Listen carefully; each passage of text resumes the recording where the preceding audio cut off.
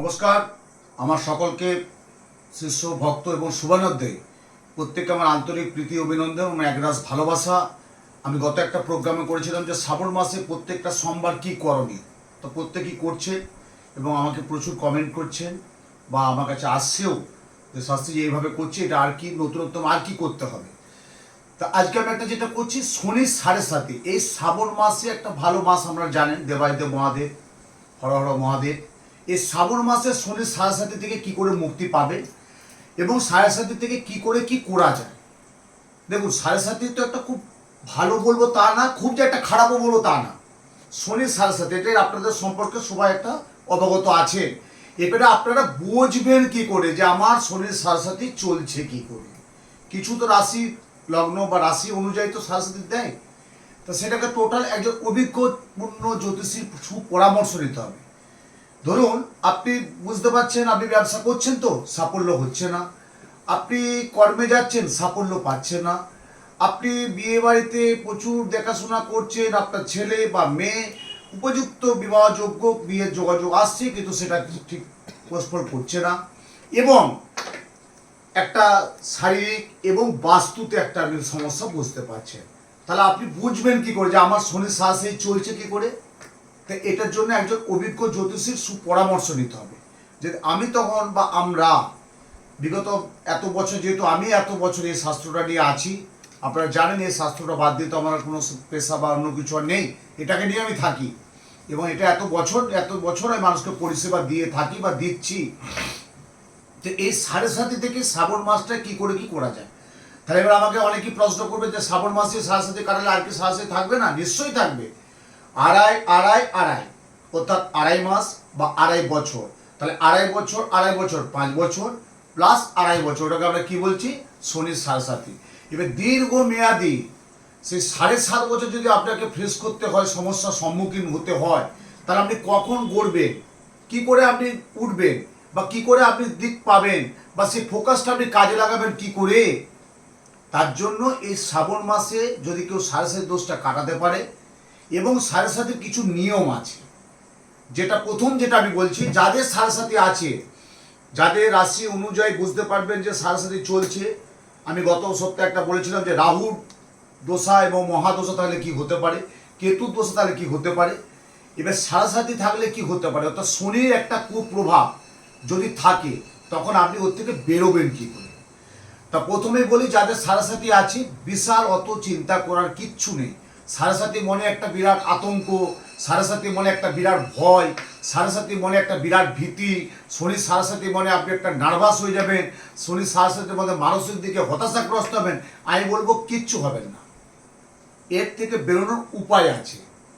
যখন দেখবে আমরা রাশি অনুযায়ী কোনো ভালো কাজে আপনার কোনোটা ঠিক মতো হচ্ছে না, মানে সুদূর প্রসারী আপনাকে ভালো রেজাল্ট দিচ্ছে না, তখন বুঝতে হবে যে আপনার কিছু গ্রহ নক্ষত্র জনিত এবং রাশি অনুযায়ী এবং লগ্নপতি শনি স্বক্ষেত্রে বসে থাকে। আপনারা জানেন শনি কিন্তু আমাদের দাতাগুরু, শনি আমাদের দাতাগুরু, শনি আমাদের কিছু দেয়, শনি আমাদের কিছু নেয়, কিছু দেবে আবার কিছু নিয়েও নেবে। কিন্তু সে বলে না, নদীর একুল আর ওকুল, এক কুল ভাঙে তো এক কুল গড়ে।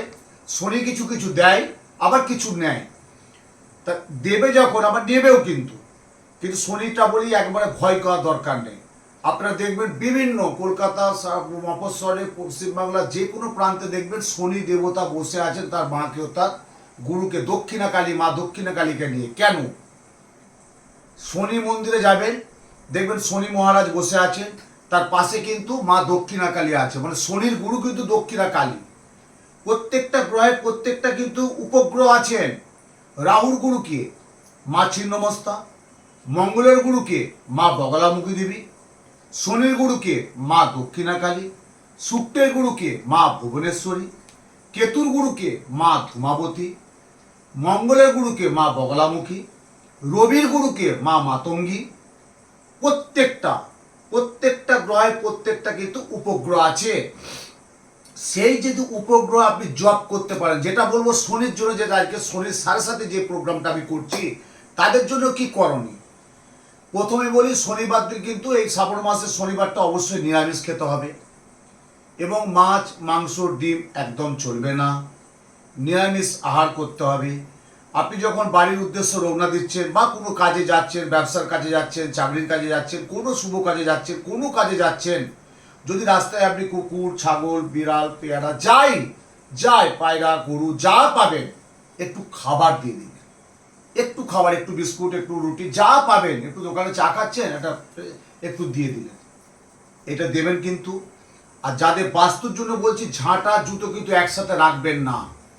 অকারণে কিন্তু কলহ আসবে, অকারণে স্বামী স্ত্রীর মধ্যে মতপার্থক্য দেখা দেবে, অকারণে কিন্তু মতবিরোধ দেখা দেবে। এমন কিছু হয়ে যাবে শেষকালে একটা অনেক কিছু দেখবেন থানা পুলিশ আইনি রকম ঝামেলায় কিন্তু হতে হয়, যাদের কিন্তু সাড়ে সাথে থাকে প্রভাব।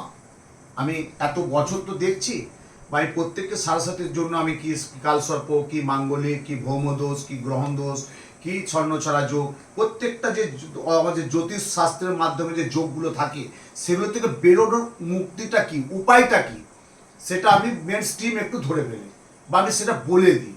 তার জন্য প্রচুর অসংখ্য মানুষ আমার প্রোগ্রামটা কিন্তু দেখে এবং কমেন্ট করে এবং বুকিং করে কিন্তু আসে যে আপনার এই প্রোগ্রামটা খুব ভালো লাগলো, এই যে সাড়ে সাথে থেকে কি করা যায়। এরপরে যারা বলছি বাস্তুতে যারা থাকে, বাড়ি বা ফ্ল্যাটে যায় যেখানেই থাকেন না কেন, শনিবার দিন হলে দুপুরে নইলে রাত্রে সন্ধ্যায়, দুপুরে বা সন্ধ্যায় যখনও কর্পূর, 5টা ছোট এলাচ দিয়ে ঘিয়ের প্রদীপ জ্বালাবেন। কর্পূর দেবেন, 5টা ছোট এলাচ 5টা দেবেন, দিয়ে ঘিয়ের প্রদীপ জ্বালাবেন, সাথে একটু কৃষ্ণ তিল মানে কালো তিল দিয়ে দিবেন। যত ওই স্মেলটা আপনার বাড়ির মধ্যে থাকবে না, তত দেখবেন আপনার অর্থনৈতিক শ্রীবৃদ্ধি, অশুভ যে দোষ আস্তে আস্তে কিন্তু অনেকটা কিন্তু ভালো কাটবে এবং সফলতা আসবে আসবে আসবে। যাদের বাস্তুর এই দোষটা থাকবে তাদের জন্য বললাম, এবং খুব পজিটিভ ভালো রেজাল্ট পাবে। তাহলে কখন করবেন? হলে দুপুরে নইলে সন্ধ্যায়, যখন ঠাকুরের কাছে আপনি প্রদীপ দান করছেন, তার সাথে একটু কর্পূর আর 5টা ছোট এলাচ আর একটু কালো তিল ওই ঘিয়ের প্রদীপের মধ্যে দিয়ে দেবেন। দেখবেন আপনার বাড়িতে অনেক পজিটিভ রেজাল্ট আসবে। ইতিপূর্বে প্রত্যেকেই করছে, কিন্তু প্রতিদিন করছে, কিন্তু শুধু শনিবারটা করলে হবে না, প্রতিদিন করলে আরও ভালো হয়, খুব ভালো হয়। এই শ্রাবণ মাসটা অন্তত দেখুন, প্রত্যেকটা বাংলা মাস, আমরা ইংরাজি মাস, বাংলা মাস, কিছুটা মাসের আমরা সঞ্চার থাকি। এই যে মাসগুলো আমরা দেখি, যেমন কার্তিক মাসে আমরা একটা খুব ভালো মাস পাই। হ্যাঁ, প্রত্যেকটা যে মাস, হ্যাঁ বাংলা মাসের যে একটা আসে, সেই মাসগুলো কিন্তু আমরা যদি মানতে পারি অনেক সফলতা পাবে। এবং দেখবেন আপনি, এগুলো তো সামান্য একটা করে কিচ্ছু না, একটা এই জ্যোতিষশাস্ত্রের মাঝখানে আপনি বাড়ি থাকাকালীন এই টোটকাটা করবেন, দেখবেন না কত ভালো থাকবে। যদি বুঝতে পারছেন করতে পারছি না বা করে আমার কোনো উপকার হচ্ছে না, করবেন না। কিন্তু আমাদের কাছে অনেকেই পেয়েছে উপকার আসছে, কিন্তু বলে কিন্তু করছে যে শাস্ত্রীজি আপনার এই টোটকাটা আমাদের খুব ভালো লেগেছে বা লাগছে বা করছি, আমরা সাফল্য পাচ্ছি, বাড়িতে একটা পজিটিভ রেজাল্ট পাচ্ছি। কিন্তু হলো 1 নম্বর। এরপর দিন কি করবে? শনিবার দিন একটা প্রত্যেকের জন্য বলছি, যেটা আপনারা প্রত্যেকের বাড়ির যে কেউ যদি কোনো কেউ খাবার ভক্ষণ করছে, খাবারটা খাওয়ার আগে 2টো দানা, ভাত অন্নই যায় খান, রুটি খাই, যা খাবার খান না কেন, 2টো দানা একটু রেখে দেবেন, রেখে দিয়ে কিন্তু খাবারটা খাবেন। 2টো দানা আগে উৎসর্গ করবেন, কাছে রেখে দেবেন, তারপর খাবারটা খাবেন। এটা করবেন কিন্তু দেখবেন অনেক তাদের বাড়িতে কিন্তু মা লক্ষ্মীর অভাব কিছু হয় না। মা লক্ষ্মী কিন্তু ধনদা জ্ঞানদা খুব ভালো জায়গায় যাবে এবং অনেক পজিটিভ ভালো ভালো রেজাল্ট আপনি পাবেন। এটা করুন। আর একটা করবেন শনিবার দিন, এই শ্রাবণ মাসের শনিবার যদি কেউ পারে মা দক্ষিণাকালী পুজো দেবে। যে কোনো কালী মন্দিরে গিয়ে নাম গোত্র দিয়ে লাল বাতাসা দিয়ে ধূপ জবার মালা দিয়ে পুজোটা দিবেন। ওই প্রসাদটা বাড়িতে নিয়ে আসবেন না, প্রসাদটা মন্দিরে দিয়ে দিবেন বা কারো যদি কেউ কাউকে থাকে প্রসাদটা দিয়ে দিবেন, বাড়িতে নিয়ে আসবেন না। তাহলে শনির সাড়ে থেকে আপনার মুক্তির উপায়টা আমি বলে দিলাম। এরপর যদি বিশদ আরও কিছু জানতে হয়, তার জন্য আপনাদেরকে একটু সরাসরি যোগাযোগ করতে হবে।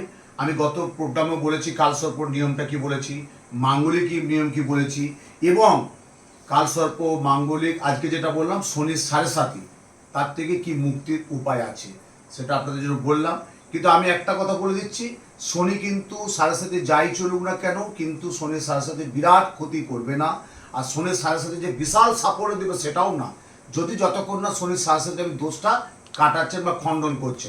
এবারে আপনি জানবেন কি করে, তার জন্য একটা অভিজ্ঞ জ্যোতিষীর পরামর্শ নিতে হবে, এবং যদি কম্পিউটার যদি ডেট অফ বার্থ থাকে তো রাশি অনুযায়ী বলে দেওয়া যাবে, নাহলে পামিস্ট বিচার করে বলতে হবে। ভালো থাকুন, সুন্দর থাকুন, সুস্থ থাকুন, আরও নতুনত্ব আমার প্রোগ্রাম দেখতে থাকুন।